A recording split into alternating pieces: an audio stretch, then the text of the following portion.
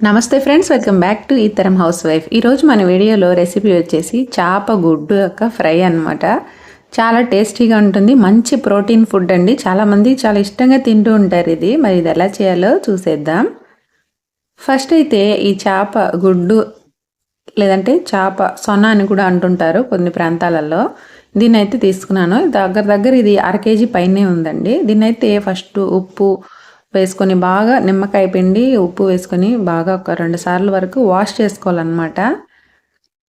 Wash చేసిన తర్వాత ఒక కడాయిలోకి తీసుకొని దీనిలో 1 టీ స్పూన్ వరకు ఉప్పు వేసుకుంటున్నాను.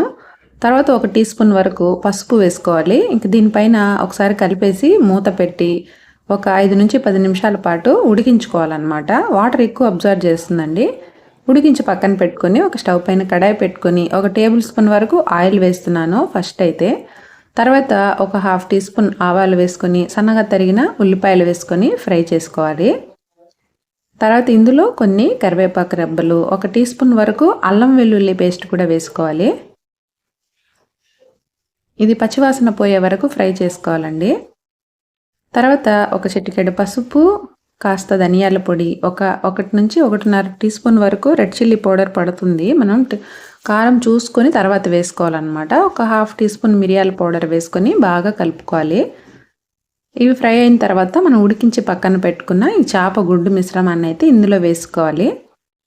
దీన్ని ముందే మీరు తీసుకొని చిన్న చిన్న పీసెస్గా కట్ చేసి కూడా వేసుకోవచ్చు. నేను డైరెక్ట్గా వేసేసి గరిటెతోనే కట్ చేసేస్తున్నాను అనమాట. దీన్నైతే బాగా ఇలా గరిటెతో మ్యాష్ చేసుకున్నట్లుగా పీసెస్గా కట్ చేసుకుంటూ కలుపుకోవాలి. మనకు ఆయిల్ అవసరం అయితే మధ్య మధ్యలో కొంచెం వేసుకోవాలండి. నాకైతే కారం తక్కువైంది. నేను మళ్ళీ ఇంకొక టీ స్పూన్ వరకు కారం యాడ్ చేశాను. 2.5 టీ స్పూన్ల కారం అయితే పట్టిందండి నాకు.